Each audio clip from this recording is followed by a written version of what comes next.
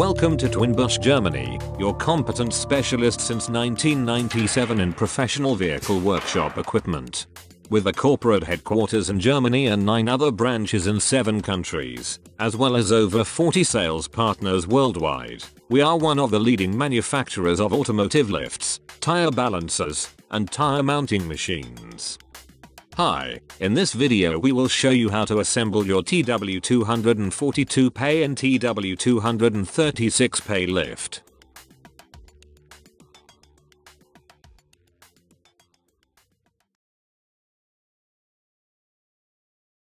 Welcome to the demo area of Twinbush, Germany.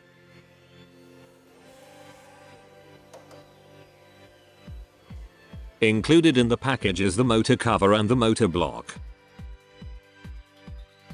Additionally, you will need 10 liters of hydraulic oil.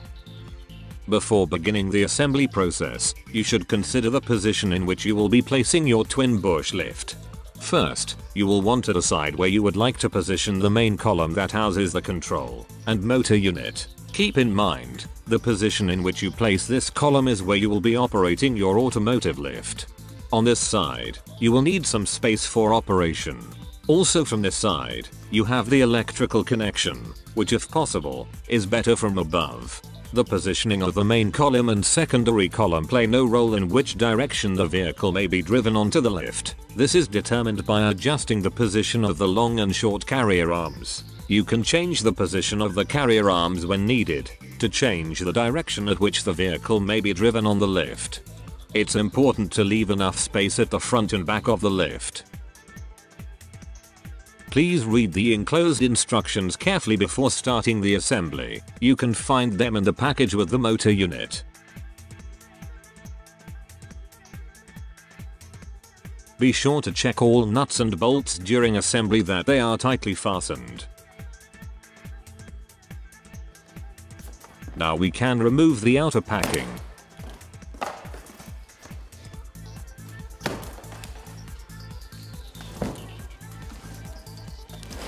When removing the inner packaging, please take care that the floor plate does not fall.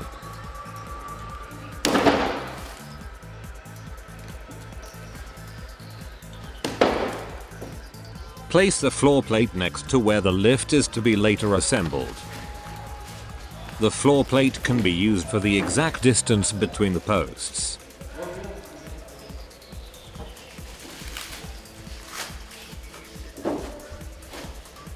The upper post is the main post on which the motor unit and the control box are to be installed. Inside the posts you will also find the covers for the hydraulic hoses and wires. You will also find the package with the small parts and the control box in the post. Please remove the cover plates and the first 2 support arms.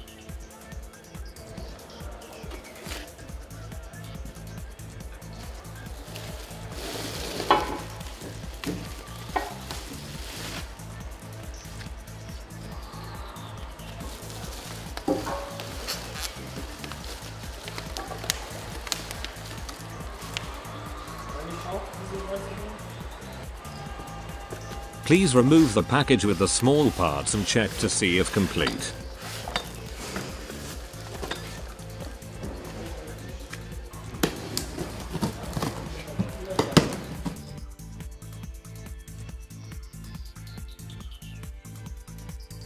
The most important bags are labeled according to their usage.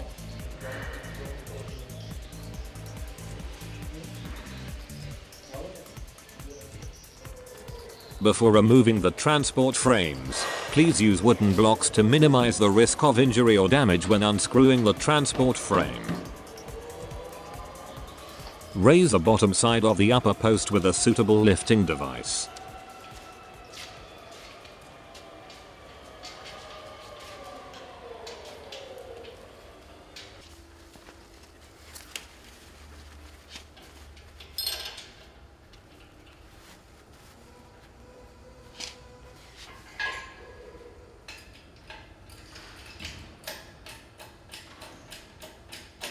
Support the lower post with wood so that the post can be secured while lowering to remove the transport frame. Lower the post again, leaving it slightly under tension. Stopp. Weitermachen so. Now you are able to safely remove the transport frame from the first side without damaging the lower post. Remove all screws from the transport frame. Now remove the retaining screws from the upper column on the transport frame on the opposite side. Take care that the posts do not fall. Now you can completely remove the transport frame and move the upper post to its future location.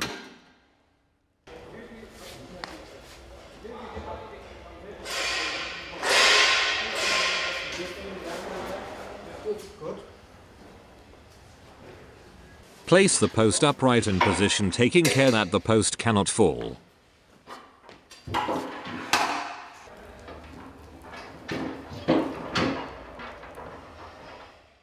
Be very careful that the columns cannot tip over until you have securely mounted them to the ground.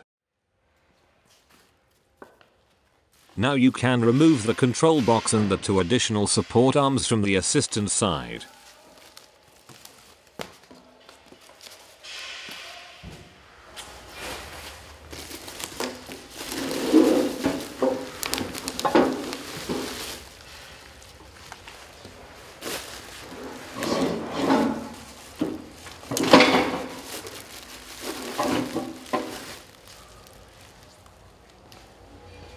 Now you can place the second post in position. Lift the post and remove the last screws from the second transport frame.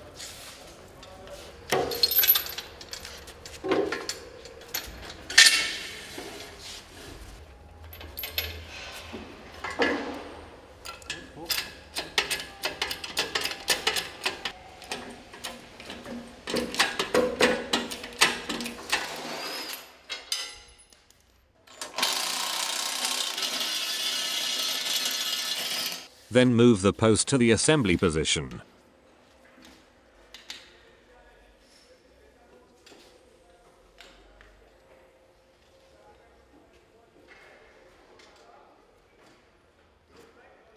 Place the post upright and roughly in line to the other post.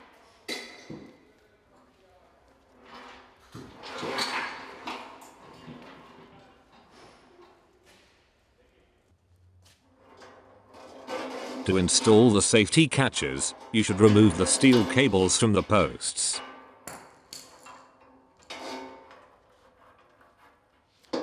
Install the lower safety catch on both sides.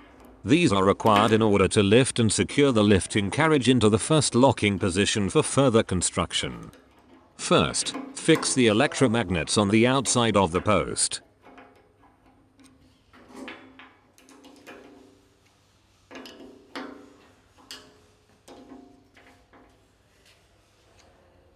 Mount the safety plate from the inside. And then fasten with the bracket.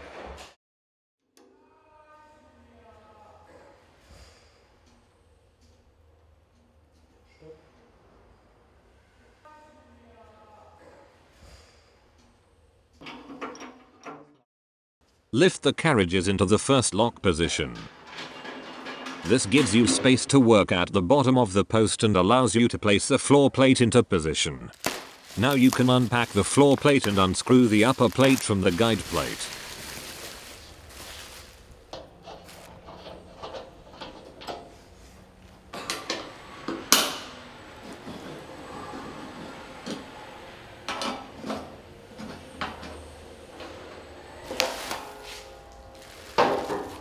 Place the guide plate into the slots at the bottom of the posts.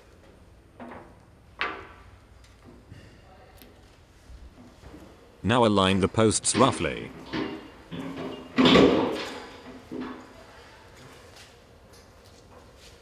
Then insert the floor plate between the posts and align the posts exactly. Check the distance between the 2 posts, as well as their position in the room. The post should now be in their final position. Finally, check the posts with a piece of string for alignment. The string should form a straight line to the posts. Here you can see how to adjust the posts by turning.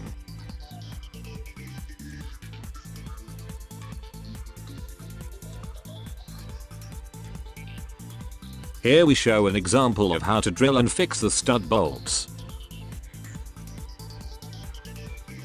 Be careful to drill the right size and depth, and the right concrete thickness.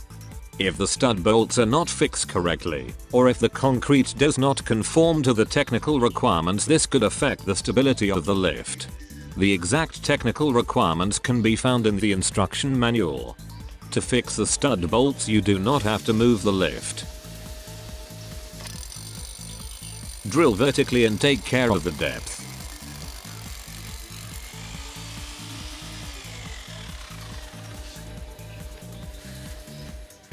Be sure to remove all dust and debris from the drill hole. Drive in the stud bolt carefully and vertically using a sledgehammer.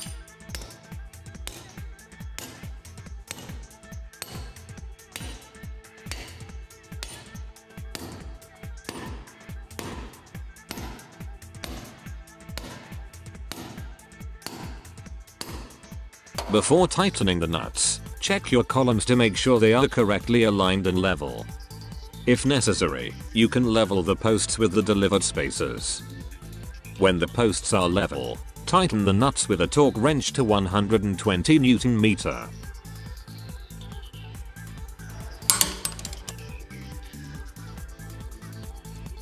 Now the posts are securely anchored, install the two upper catches as previously described. Now, we can install the steel cables, remove the upper floor plate and thread the cables into the appropriate pulleys. The steel cables lead up from the carriage around the upper pulley. From there, all the way down to the lower column pulley, and to the opposite column. And the same on the other side. The steel cables are now connected to the two lifting carriages and forms a loop circuit, which forces the carriages to work synchronized. In order to insert the steel cables, rotate the wheels so that the cable is inserted over the flat section of the pulley wheel.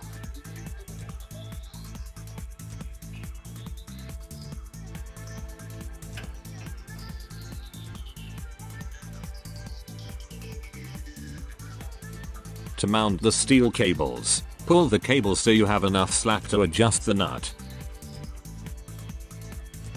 Adjust the first nut on the steel rope and lock with the second nut.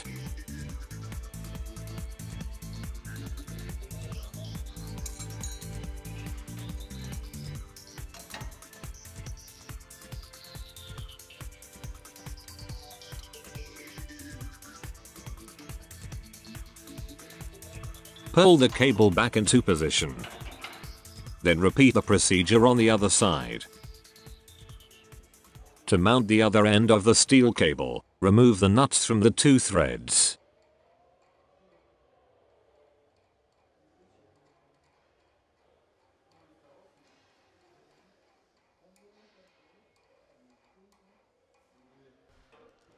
Now you can insert the steel cables from below into the carriage and fasten with a nut.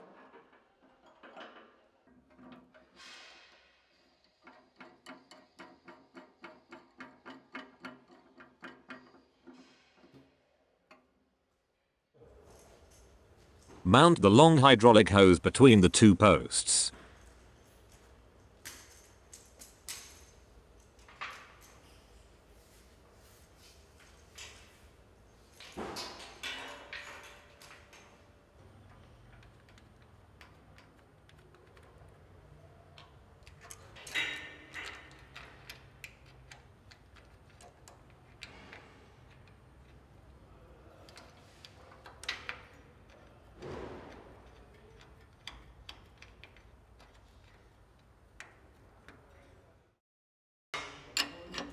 Make sure that the connection points downwards and fixed tightly.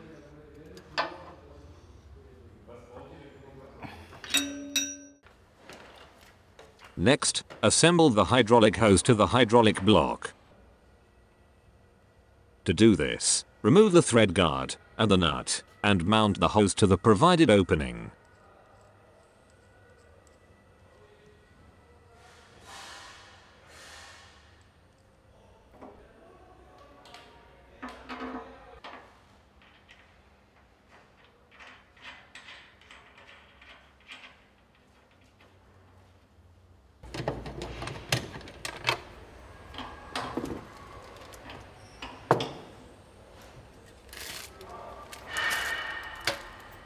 Now open the control box and remove the screws inside.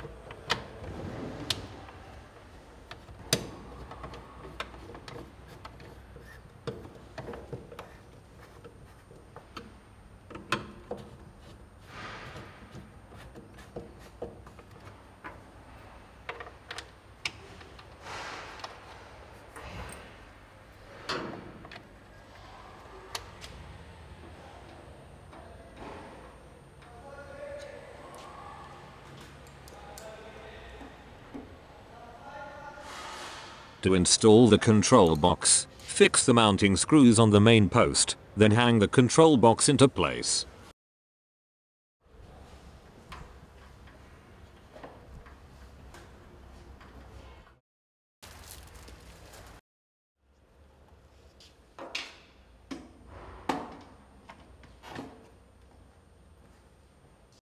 Tighten the screws from the inside. Next, install the limit switch. You will find it in the cable package, which was attached to the control box. Before you install the limit switch, the arm should be adjusted slightly longer.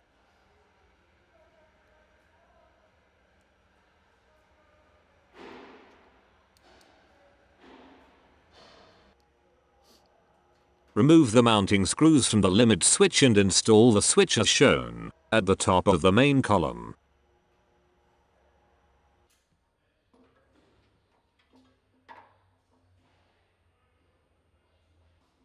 The roller on the switch should point diagonally downwards. After mounting, lay the wire through the protective cover.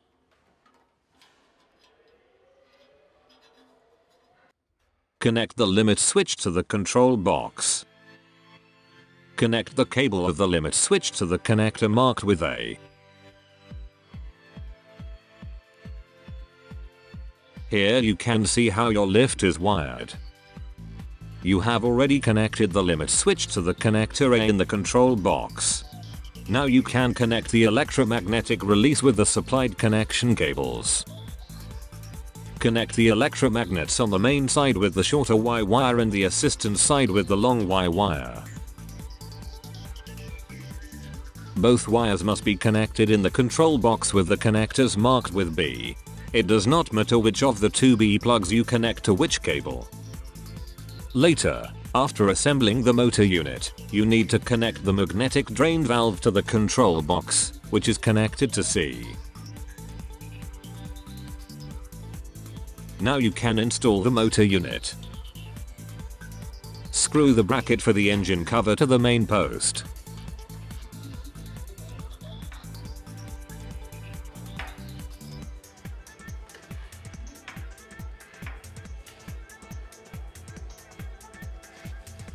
The required screws for the installation are included in the box with the small parts. Mount a screw with spacer, washer, spring washer and nut on the right and left upper side of the motor bracket.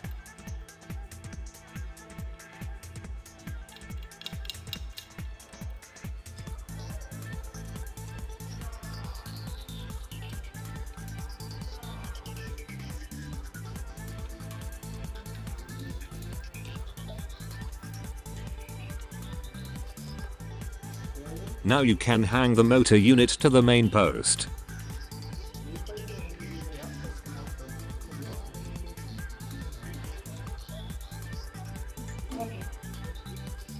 Fit the spacer, washers, and the remaining screws, and tighten all four together.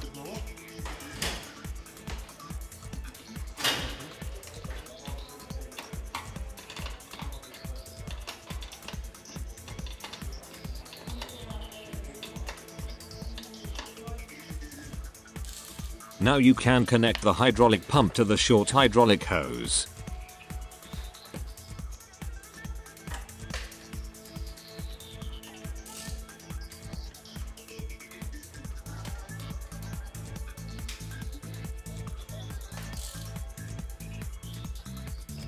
Make sure all hydraulic connections are tight.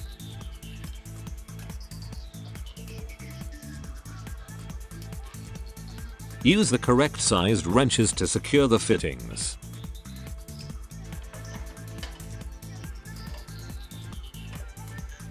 When tightening the connection to the hose, please keep the hydraulic hose vertical from the inside of the post to avoid twisting. There is a risk that a twisted hydraulic hose will be damaged by the moving carriage. Place the motor cable with the cable for the drain valve into the main post and from there into the switch box. Now connect the electromagnetic drain valve to connector C in the control box. Please note, the following electrical installation should only be done by a qualified electrician. Insert the motor cable into the control box and wire it as described in the instructions. After completing the electrical work, you can close the control box. Now the hydraulic reservoir can be filled with up to 10 liters of hydraulic oil. Be sure not to fill past the displayed mark max on reservoir. Remove the magnetic coil from the drain valve to access the nozzle for filling the tank.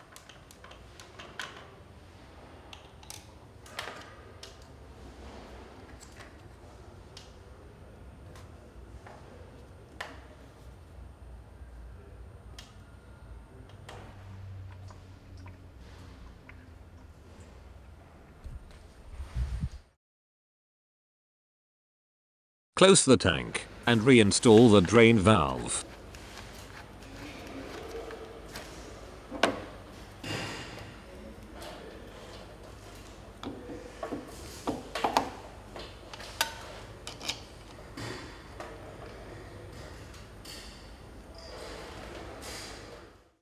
Installation of the support arms. Example, the TW242A.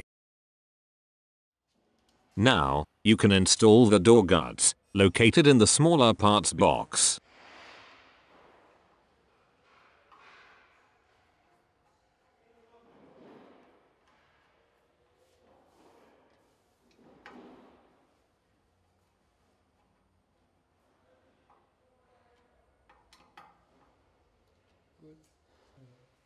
Now it is time to mount the carrier arms. You will need 2 carrier arm pins per side.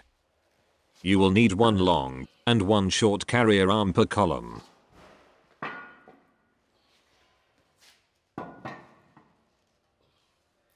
We recommend that you lift and fix the arm safety with a nut. Insert the first arm and fix it with a locking pin. Observe the correct arrangement of the arms from short to long and from front to back. The shorter arms lift the heavier side of the vehicle. This is usually where the vehicle engine block is located. Since we intend on driving the cars forward onto the lift, we mount the short carrying arms at the front towards the wall. Mount the long arm on the opposite side of which the short arm is mounted.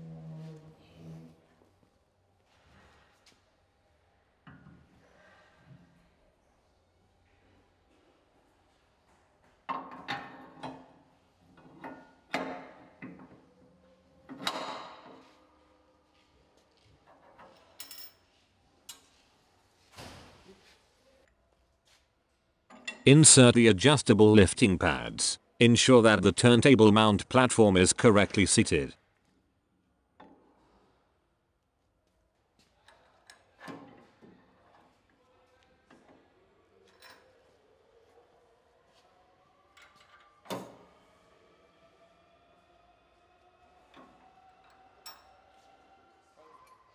Mount the foot protectors to the support arms. Make sure that the foot protectors are installed so that the screws are at the top of the rail.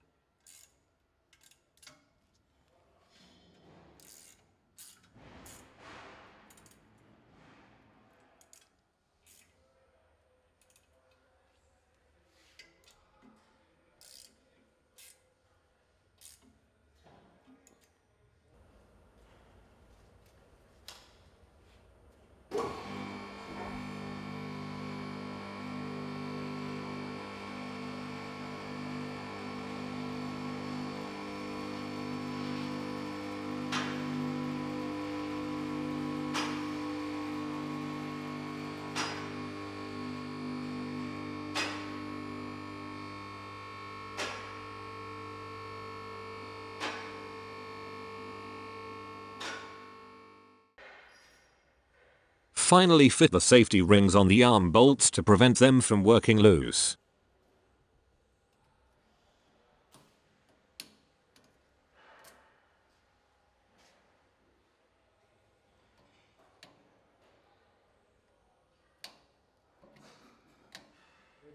For the final step to adjust the cable tension, install the locking nut onto the threaded end of the steel cables.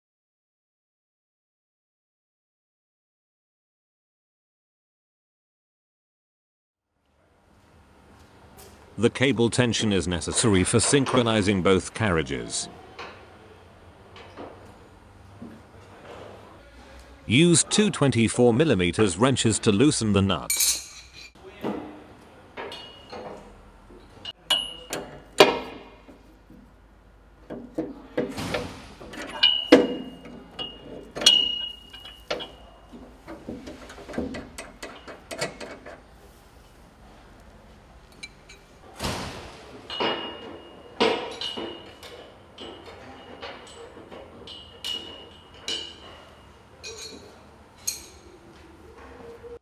We use a tire lever to tension the cables. Start with the post opposite the motor side.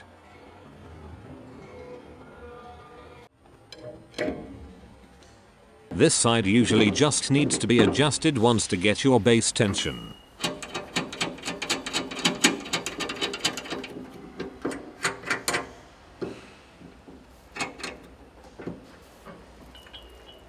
All further adjustments are now made exclusively on the main post. Since the leveling cables are connected to one another, tensioning the main side now automatically leads to tensioning on the opposite side. Raise your lift upwards and pay attention to the clacking sound of the safety locks. The side with the hydraulic pump should click first, then the opposite side. The reason for this is that the main side has the shortest path to the hydraulic unit. The opposite side is forced to be synchronized by the steel cables. Remember, before adjusting the tension, lower the slides to the next locking position, using the lock button on the control box.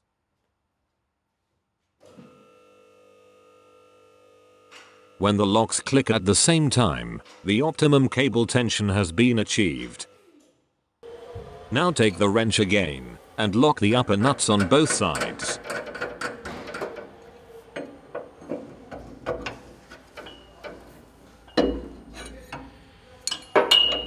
This completes the adjustment of the steel cable tensioning process.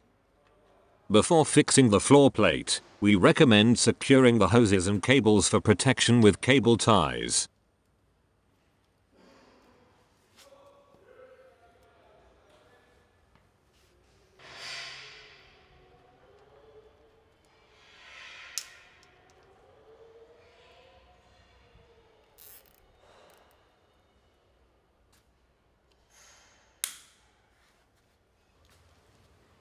Insert the screws for the protection covers inside the posts.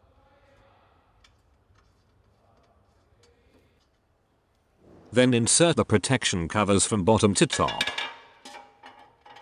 Be careful not to damage any cables. Repeat the process on the other side. The floor plate can then be fitted and tightened.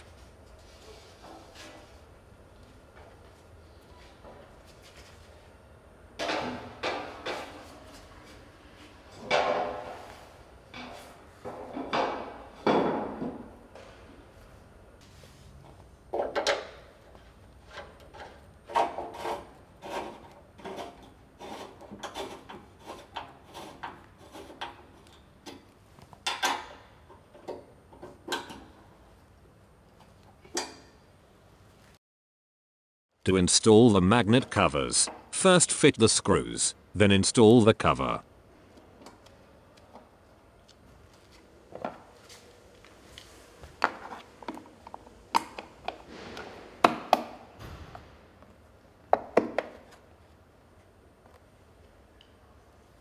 Then tighten the cover screws.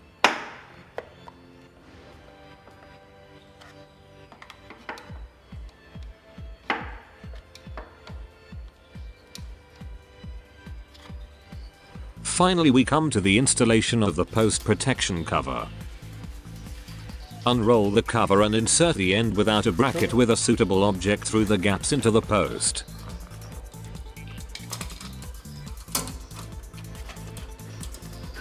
Make sure that the cover is fitted through the front slot and not behind it, which otherwise damages the cover during operation.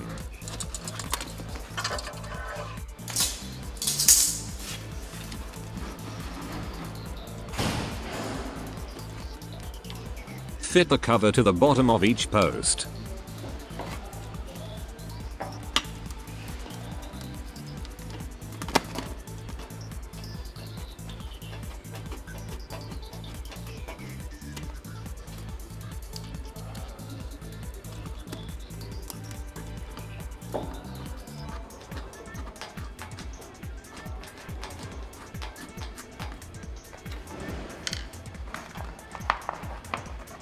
Use the included hooks to tighten the cover at the top of the post.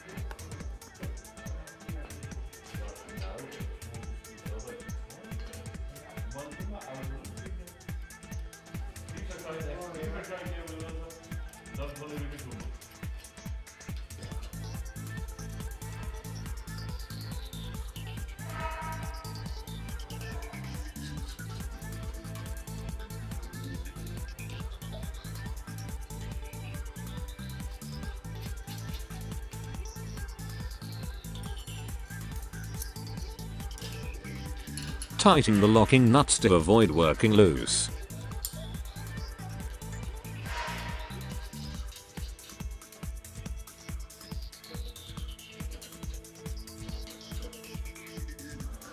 Mount the engine cover. To do this, first fix the brackets to the main post.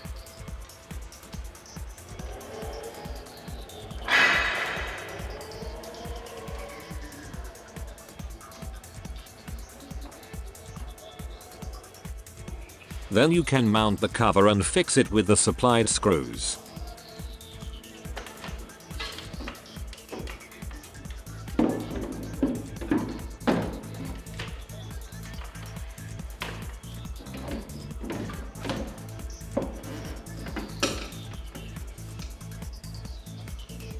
Finally, you can mount the brackets for the transport adapters. The installation of your twin bush lift is now complete. Be sure to tighten all nuts, bolts and hydraulic hose fittings before working on your lift. We wish you a great time with your twin bush lift. Enjoy, and thank you for choosing Twin Bush.